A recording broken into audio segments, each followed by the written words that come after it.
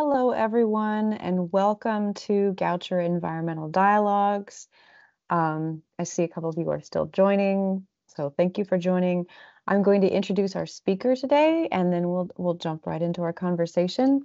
But first of all, let me introduce myself. I'm Dr. Jen DeRosa. I'm the director here at Goucher College of the Environmental Sustainability and Management Program.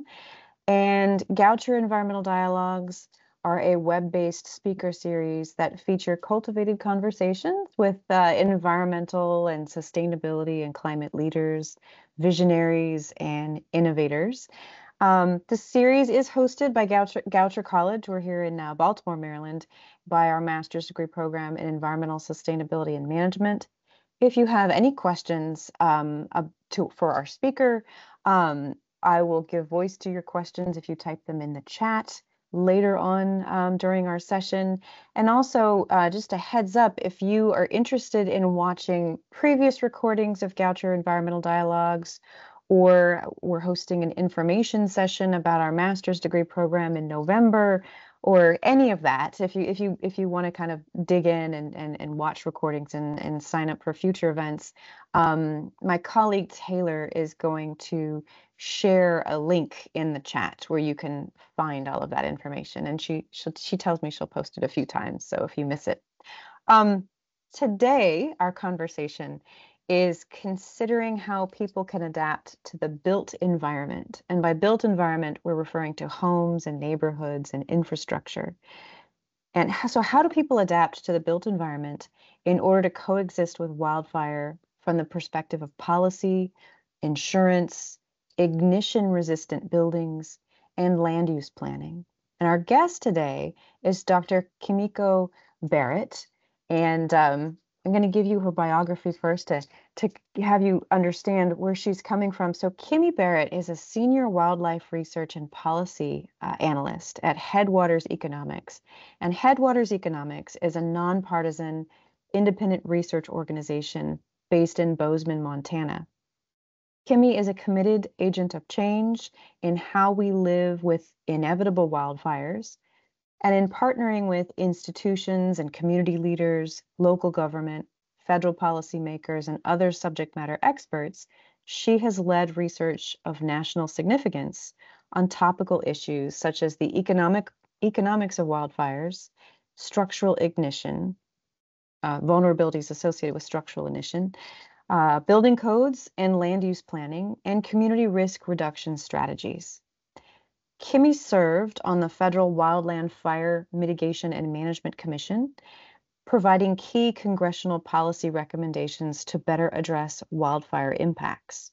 She's also the previous program director for Headwaters Economics Community Planning Assistance for Wildfire Programs, working with more than 80 communities across the country to devise community-driven solutions to reduce and adapt to increasing wildfire risks. She's born and raised in Bozeman, Montana, and now she lives nearby in Livingston, and she has a PhD in forestry from the University of Montana. So please join me. You can join me in the chat by giving a warm welcome to Kimmy. And you can also indicate in the chat where you're joining from, because I know we have folks joining from all over the place. And again, just a reminder as we start our conversation, if you have any questions for Kimmy during our conversation today, you can type your question in the chat, and I will do my best to give voice to that as we progress, or especially towards the end. So thank you, and welcome, Kimmy. Thank you so much, Jen. I appreciate it. Glad to be here. Now, I guess for our questioning, let me start broad because I have so many questions for you, and I'm so excited to be able to interview you today. To what extent is wildfire a threat to the built environment, like homes and neighborhoods and infrastructure? Yeah, so I'm glad that this is a big question to start off with, because I think it sets the stage for what I hope we can dig into in a little bit more detail. But wildfire is it's a large extent of risk to particularly the American West, the 11 Western states situated, west of the Mississippi, I would say, but it's increasingly ubiquitous across the country as well. And I think in order to better understand what we mean by that, we have to look at a number of concurrently rising trends that characterize what we are calling wildfire risk.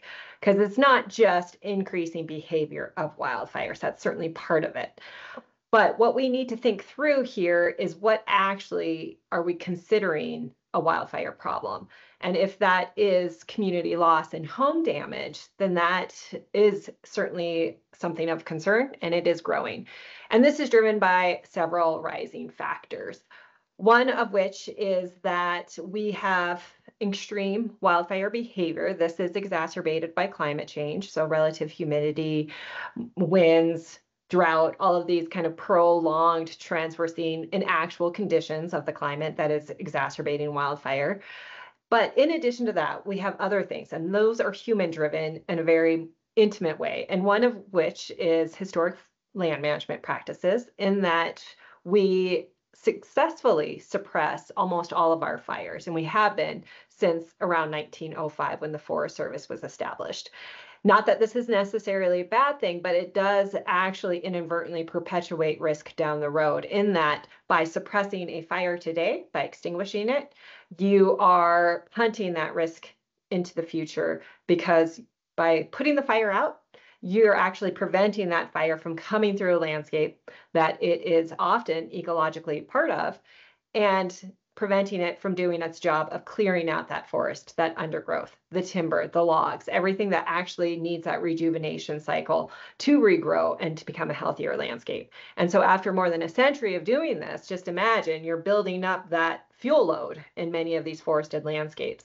So now what we have is a lot of fuels that have been accumulated in these landscapes that, again, have historically burned and are meant to burn. So that's one factor. In addition, though, as I noted earlier, if what we're really calling part of the wildfire crisis is loss of homes and communities, in recognizing that, we're also having a lot more homes, buildings, people, and communities built into high-risk areas. And in fact, now we have about 44 million homes located in wildfire-prone areas, accounting for more than 1 in 3 structures in the lower 48 states, and it is the fastest growing land use type in the country. So despite the risk, despite knowing what the risk is, we continue to build homes in places that will burn if they haven't already. So this is a juxtaposition, right? And then, of course, the more people living, visiting, and recreating these areas, the more opportunities we have for human-made ignitions. And they actually account for a vast majority of wildfires in and around communities.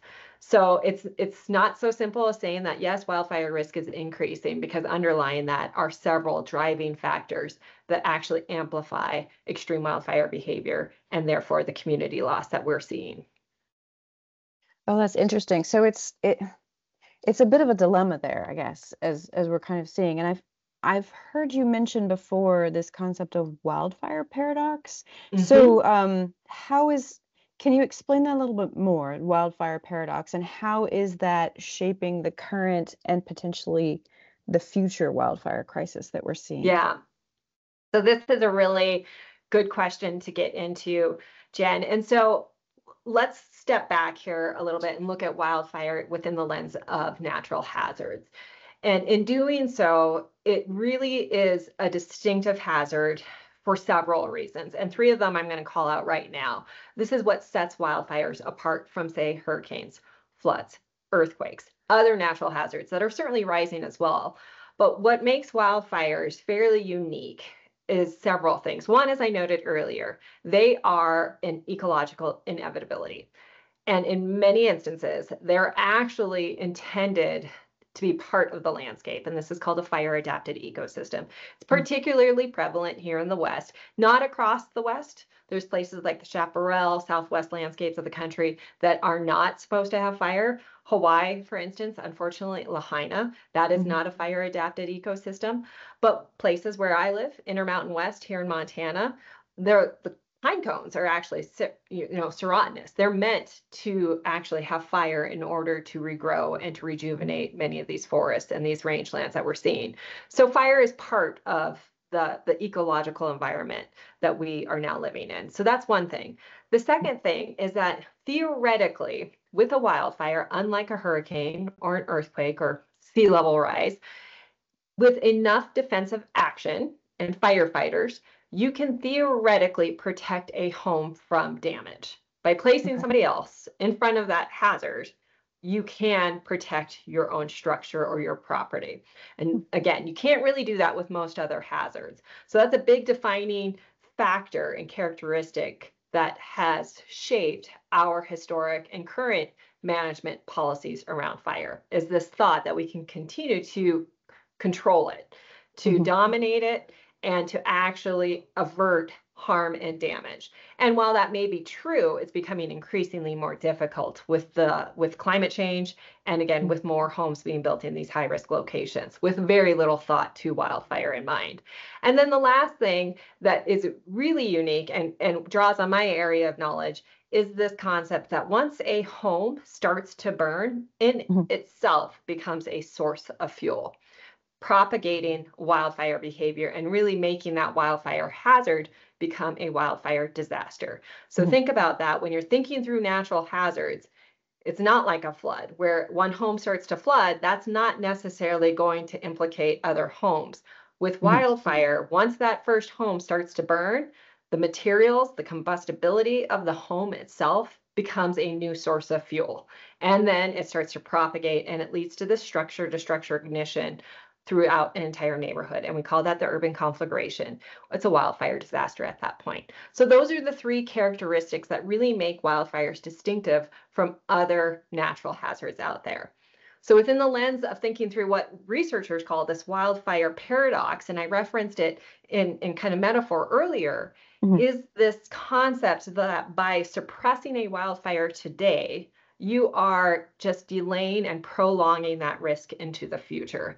Because we, as a society, as policymakers, as people living in places of wildfire, assume that it is a firefighter's job or the federal government's job to protect our home from wildfire risk. And that is something we've assumed since early 1900s. And it's been quite successful, actually. And yet, what we also recognize is that by doing so, it's leading to fuel buildup and unhealthy landscapes, and again, making it for a more extreme fire in the future. So we're in this really complicated and complex situation, this contrary, of having this pressure to suppress a fire today to protect homes, and yet we're punting that risk down the road for future generations. So what a lot of the work that I draw on and other researchers in this field is saying, theoretically, these fires need to burn. We know this, not theoretically, actually, ecologically, they need to be part of these landscapes. There is a role, therefore, for people, homes, neighborhoods, and communities to start thinking much more thoughtfully, deliberately, and strategically about living with that increasing risk, as we have done with earthquakes, are doing now with sea level rise, and have done with hurricanes. We need to fortify our homes for this inevitability. And the assumption that we can continue to suppress, dominate, and control wildfire is not something that's realistic given the trends that we are now facing. I appreciate that. And it makes sense. It makes complete sense. I'm thinking of this in terms of an analogy from the perspective of being a geoscientist. It's not too different than flooding provides a natural service function. It replenishes soil. And yet we try to stop flooding at all costs. We build levees and we try to make it never flood when in fact it to some extent needs to happen to keep the ecosystem in balance. So a big part of the dilemma, I guess, is sort of slowing the spread once we have a building starting to burn, so the next ones don't start to burn as well. And so I guess the conversation is now turning to can we build wildfire resistant homes? What does that look like as a solution to be able to live with wildfire? So yeah, I guess what does that entail, a wildfire resistant home? And then what are some of the limitations and challenges to trying to do something like that? Yeah, so I'm going to draw us back a little bit here because it's not so simple, as saying if everybody just built with wildfire in mind, we wouldn't be seeing these disasters. We certainly know that that is not true. because it's much more complicated. When you're looking at these, this audience knows well that social ecological dialectic is much more complicated than that. There's two pieces to everything, if not many more. And so with wildfire, on one hand, you have wildlands, you have natural environments. Again, a lot of these landscapes are adapted for fire. They need fire. It helps with their ecological health and rejuvenation. That's one piece of it. And through our historic land management practices, now we have a lot of these dead fuels. So many of our forests are actually quite unhealthy at this point. And it should be noted that actually 60% of all wildfires start on grass and rangelands. We saw that with the Marshall Fire coming out of Colorado in 2022. So it's starting to, it's not just one particular landscape that fire is part of. But having said that there's the wildlands. Traditional inertia within federal land management practices is to not only suppress the fire, but to do hazardous fuels reduction efforts. So now we're kind of backtracking, like, oh, we were so good at suppression. Now we have all these fuels. Let's address that fuels. Let's do logging efforts. Let's clear out that timber. Let's put in fuel breaks. That is a very traditional approach and practice within the federal land management system, primarily the Forest Service, but also those within the Department of Interior, such as BLM. And so that's one approach. That's somewhat, I don't want to use the word easy, but it's the physics side of it. If there's no fuels, we won't have the fire problem. And yet what we know, particularly in recent years with increasing catastrophic fires and community loss, is that we have this whole other element, and that's the social side of things. That's humans and people that really kind of complicate things and make it a little bit messier. Because at the same time that these wildfire risks are increasing, we continue to put homes that are built of wood primarily into a wooden forest that is meant to burn. So we got a problem here, and yet we also don't want to be told how to do things differently. We don't like to be told, particularly here in the West, that we have to build a home with wildfire in mind. That's not something we think of. This is our property. This is our home. I'm paying for it. I get to do whatever I want. Not understanding by doing so, you're also placing your neighbor at risk. So it's the social side that makes it much, much more complicated. If this was simply a question of physics, we would have this answered, but it's not. There's people involved and there's society is involved, and that does complicate things quite a bit. And so when we talk about ignition resistant homes, it's at scale. So we need to address the wildlands. We certainly need to reduce the fuels. Fuel breaks help. Mitigating where and prioritizing where some of those treatments need to occur, particularly around critical assets like watersheds or other values at risk to community. But complementary to that is addressing the homes and the neighborhoods and the infrastructure that are at risk. And this can be done very thoughtfully and deliberately ahead of a wildfire disaster. So it's the proactive anticipation of a wildfire before it occurs. And we know after decades of research that a home's building materials, the design, the landscaping, and the layout of a neighborhood can go to great lengths in reducing vulnerability to a wildfire.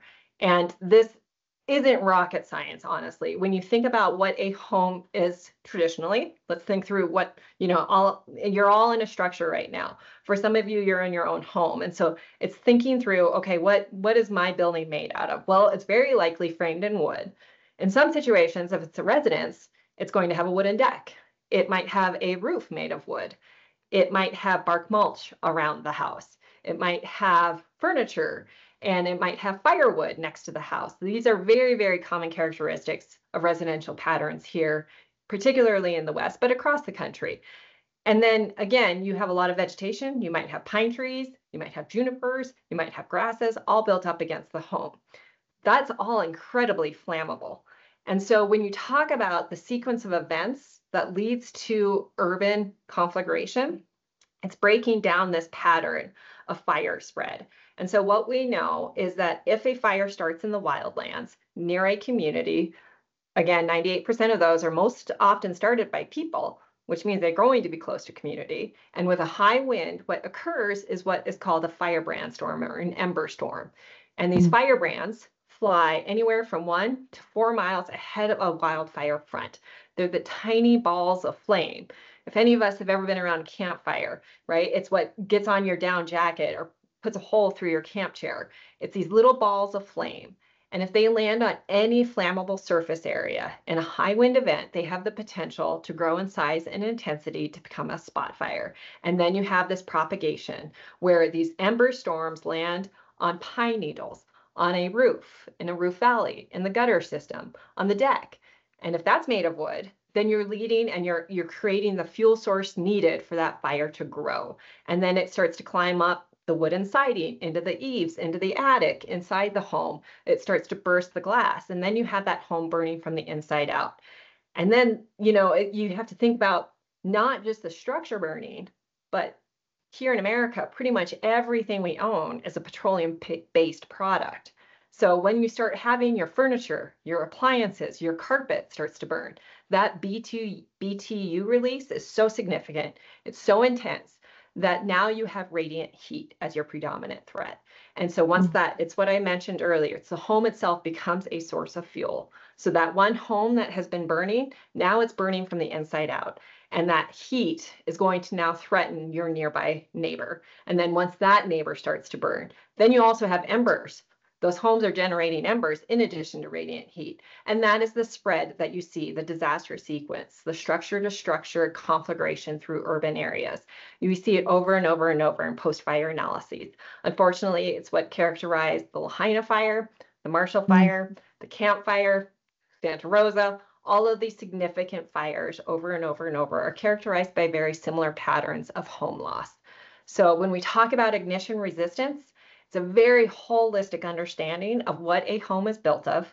If it's traditional flammable materials like wood siding, wooden decks, wooden roofs, it's replacing all of those products with non-combustible materials like asphalt shingled roofs, tiled roofs, fiber cement siding, Trex decking boards, rock mulch instead of bark mulch, dual pane windows, closed eaves, vents that don't allow embers into the interior of the home. All of these things, all of these building products are available on the market. They're commonly used not for wildfire necessarily. And so it's the very deliberate integration of these building materials into homes at high risk, and then maintaining the landscape and the property around it. And by doing it on one individual basis, you can do it across a neighborhood. And that's really what's needed, is it has to be neighborhood scale because of the nature of wildfire behavior and urban conflagration. Wow, you've got me thinking of I'm thinking of my own home and all of the structure and what it's built out of. And it completely makes sense. But so my next question, before we get into the community, because I also have questions about the community scale, are efforts to change how people are building their homes and what they're putting in their homes, is this more of a bottom-up push through like education and awareness, or is this also a top-down through policy changes, like building codes?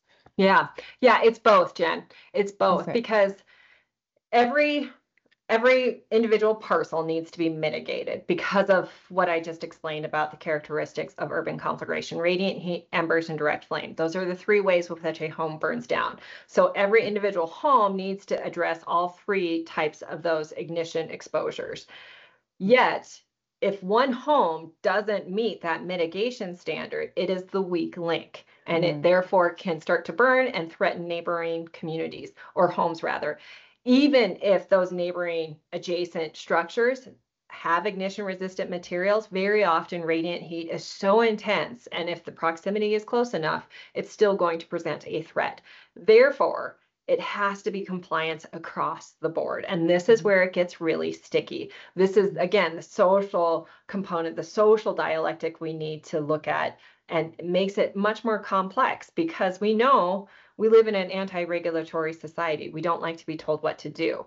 So in some situations, yes, building codes are a big step in achieving that neighborhood compliance, because they require, for new developments and high-risk areas, you do need to have A, B, and C of ignition resistance, such as the state of California with their building code chapter 7A.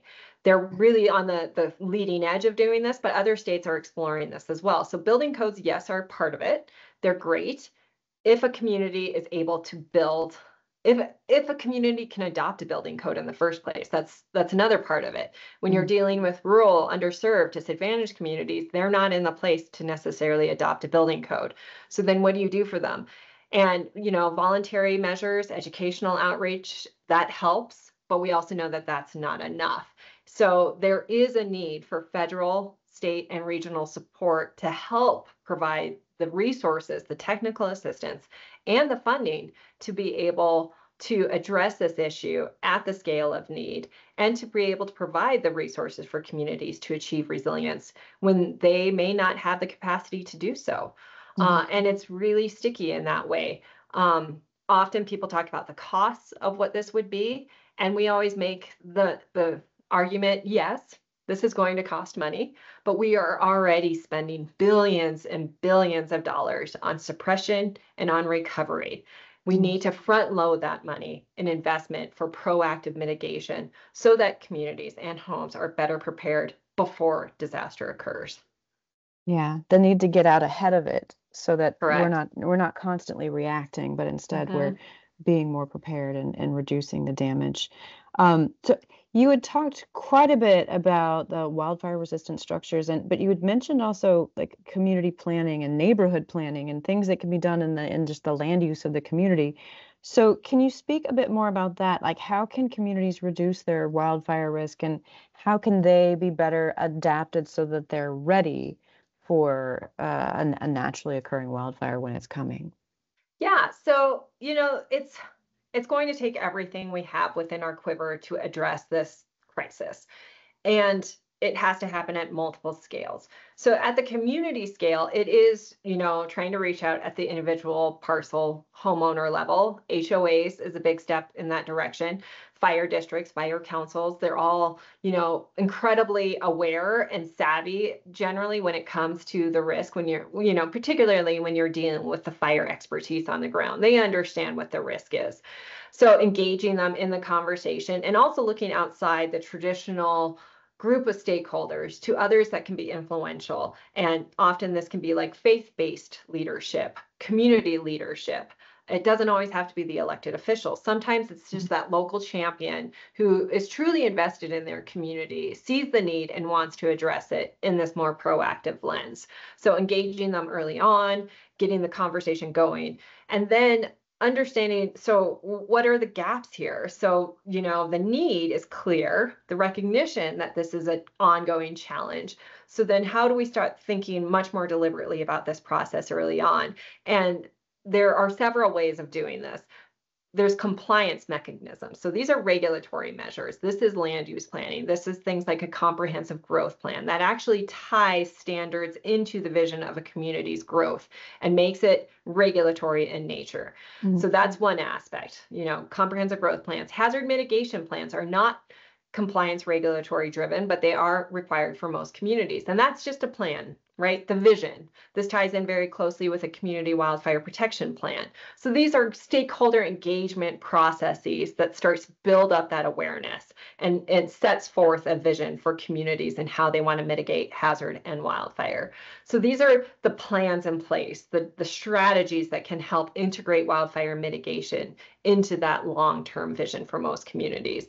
But then besides that, it is looking at really innovative strategies to retrofit existing structures to meet increasing wildfire risk. California is doing this.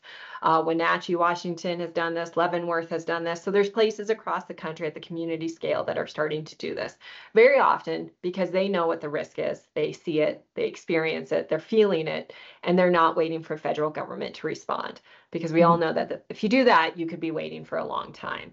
So this is one component that happens at that community scale. And very, very importantly, it's being strategic with the communications, the strategy behind that, the public relations aspect, and targeting the audience. If what you are trying to do is compel that regulatory change, then you need to reach the elected officials. And that's very often the 3 to 6 county commissioners that make all the rules for all the constituents within those communities. And if you can persuade them, if you can engage them and get ownership and some buy-in from their perspective that they see the benefits of this, then you're going a long way in achieving the resiliency that's needed. I'm glad you were talking about the different kinds of stakeholders. And one of the things that we're always working with our graduate students here at Goucher is in terms of environmental management is also just this understanding and identifying your stakeholders and stakeholder engagement and communication. And before I ask my next question associated with that, I just want to remind our listeners that if they have any questions for Kimmy, they just need to write it in the chat, and I will try to have time that we can get to your question. So I say that now, so you have time to get that in there. So back to what I was going to ask. I understand that you managed the community planning assistance for Wildfire at Headwaters for 6 years. Can you talk a bit about the different stakeholders that you worked with in that process and share some of the best practices for engaging communities and communicating about wildfire risk? Yeah. So, Headwaters Economics is a research think tank of sorts. We are a nonprofit organization and we invest a lot of money in communications. And that's ironic in that, given my entire academic training, at no point was I required to ever take a communications course. And I can speak extensively on theory, and yet always challenged by speaking about it and communicating with people who don't have an academic background. It's the long-standing challenge that we face as researchers and as academics is that now how do you make an impact? How do you apply that work on the ground? Because again, at no point was I ever actually told, here are talking points. This is how you use language appropriately. Mhm. This is your body. This is public speaking, all these other things that you start learning on the job. But it makes it hard in transitioning from very scientific, technical, theoretical, abstract understanding and discourse and then applying it in a very practical way. And so when I started working through the community assistance program, working with stakeholders on the ground. I had drawn, a lot from my dissertation research, working with remote communities, but it's being strategic early on and trying to understand, what is it that the community wants?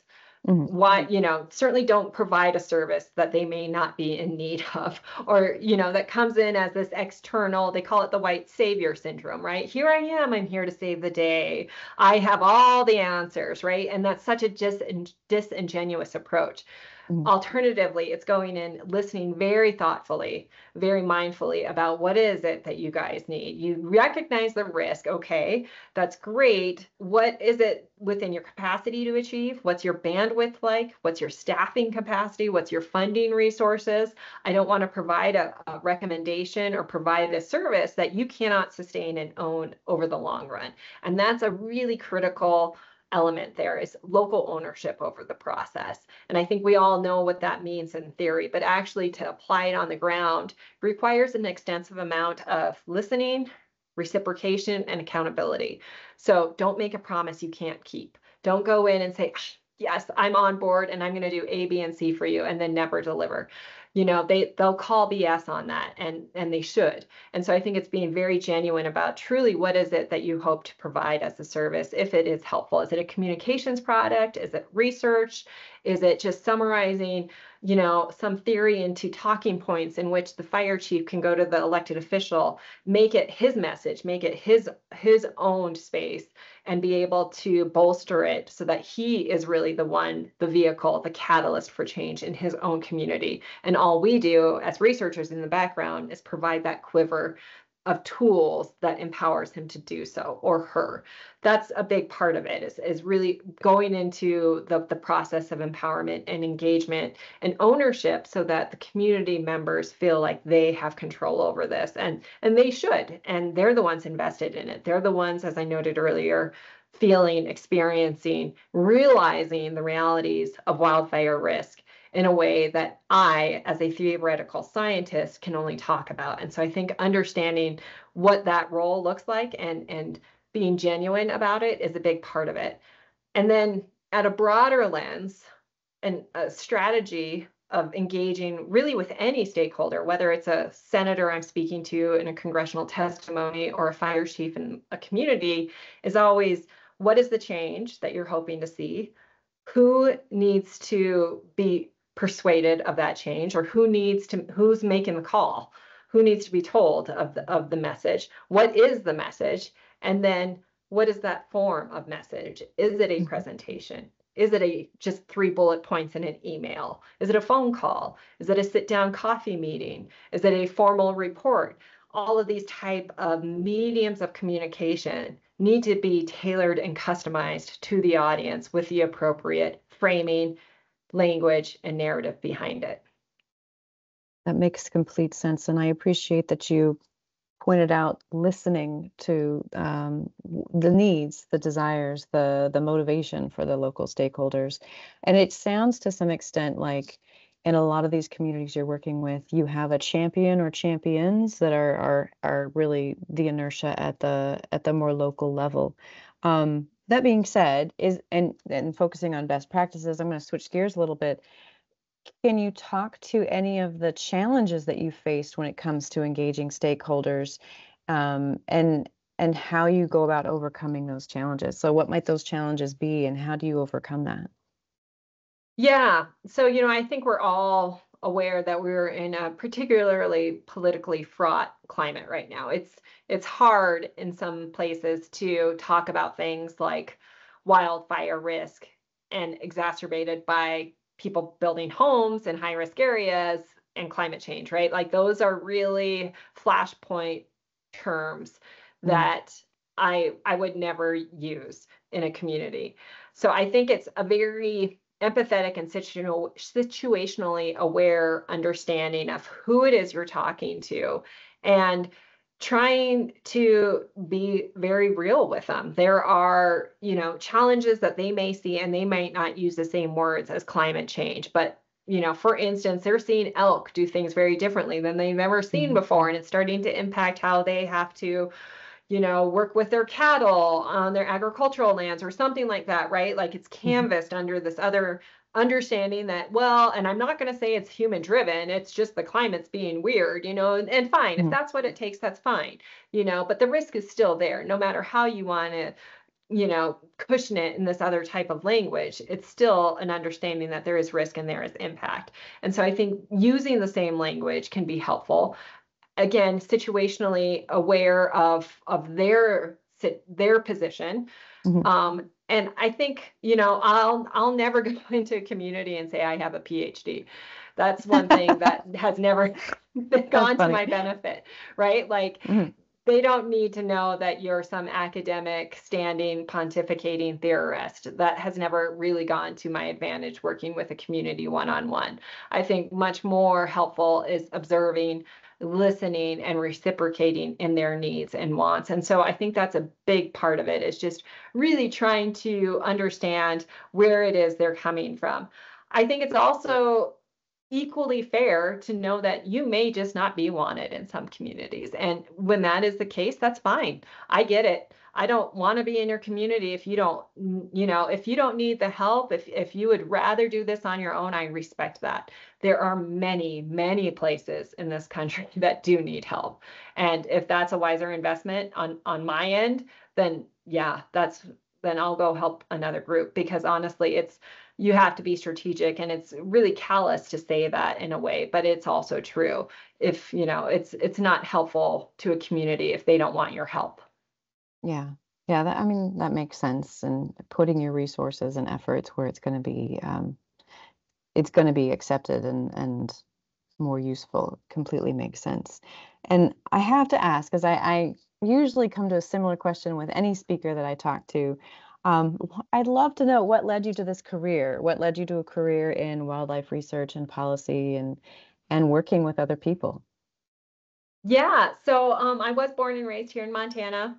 I live here currently, and still I went through my graduate degrees here. And in my dissertation, I did my research in, the Hindu Kush of northern Himalayas, right there against Mm. Pakistan and China, India. Very contentious and disputed region. Mhm. It was only something I'd probably ever do when I was in my 20s and 30s. And I went there doing remote work in high mountainous villages, looking Mhm. at the challenges mostly related to water security and glacial Mhm. melt due to climate change. And it was an incredibly humbling process when, I came in as that, outsider, that external researcher from America who thought she had answers. And when I started talking with the villagers there and spending time with them, talking about things like, well, in 20 years, you might not have glaciers. What are you going to do for water? And the responses I got was, well, we don't have any children living in these villages anymore because they've all moved to Delhi so that they can get a job in the city and work in an air-conditioned office, or just have more money than what they'd ever make in a village, or have more amenities and services. We don't have men who work these fields anymore because they're fighting the border to keep China from invading us. We're not on a 20-year horizon line. We're on a season by season horizon line. So the whole ideology, the Western way of thinking of a rational, linear thought process just got flipped and upended for me. And I quickly realized that I had very little street credibility there. I didn't speak the language. I wasn't from their region. I didn't have the time invested in the way that, some other researchers perhaps would, or certainly a local resident or villager would. And so when I lacked the legitimacy to make that change that I wanted to make in the world, in society, I realized that if I was going to do that, it had to be in my own backyard. So I came back to Montana, and that's where I was like, okay, sure, I may be a researcher and all of that, but I do have the street credibility of being from here, and I know these issues, and I know the priorities and the values at risk. And so it was through that connection and that understanding, and that sense of place and attachment to place, that I started working for Headwaters Economics shortly out of getting out of the university, and have been with them ever since. And it's been a tremendous journey and learning experience along the way, and knowing that I did not have a background in wildfire, even though I have a degree in forestry.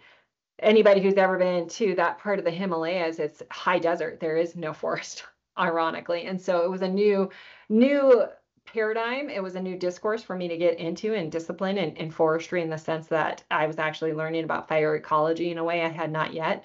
But I did know about community development, and I know what it meant to have to work with people on really complicated challenges.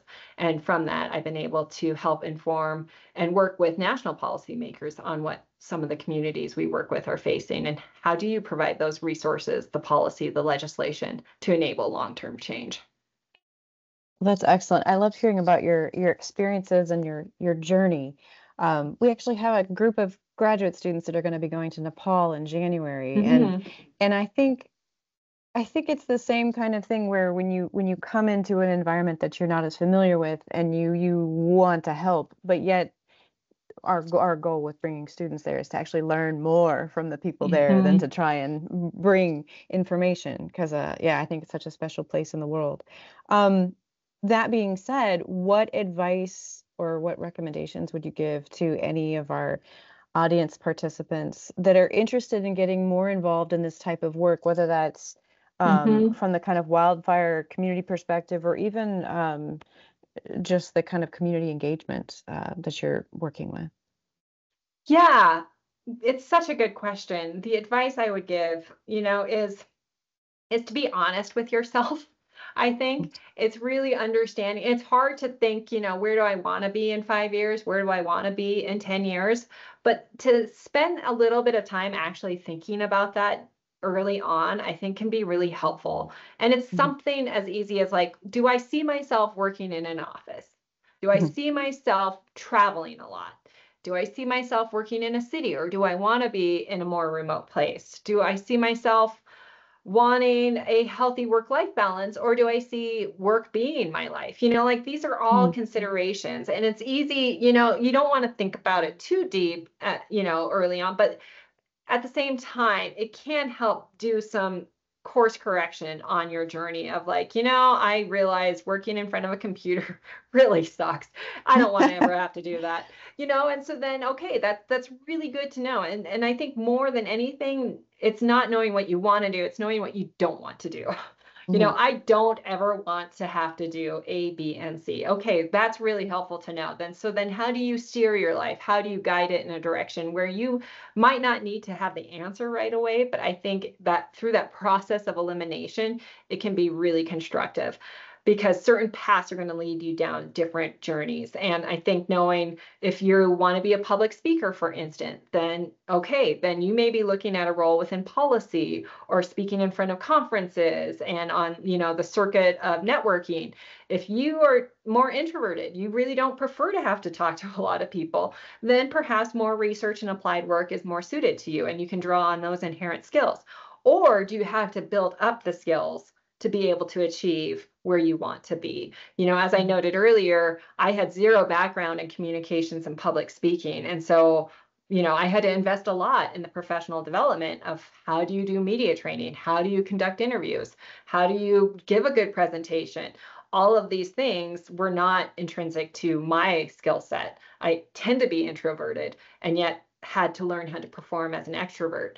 So learning these things along the way to get to where you want to go, I think can help set you up for success early on. And knowing that you will likely have to fail at times, you will make mistakes, and that's okay. That is part of what we all have gone through. And there's that constant fake it till you make it saying, and there is some truth to that, honestly. Don't be afraid to have to take a plunge knowing that it may fail, because we have all done it before. I like the expression fail forward because I mean, as we look back at our pathways and what we've tried and what's worked and what really hasn't, you're Hmm. always learning something from that and you're taking it as you move forward. So I really appreciate that. I did ask a couple of times if anyone had questions to type it in our chat, and I haven't seen any questions come in. I think people are just really soaking up the information that you've been providing today. So I really want to thank you, Kimmy, for joining us, and also thanking our audience for joining us as well on an afternoon. And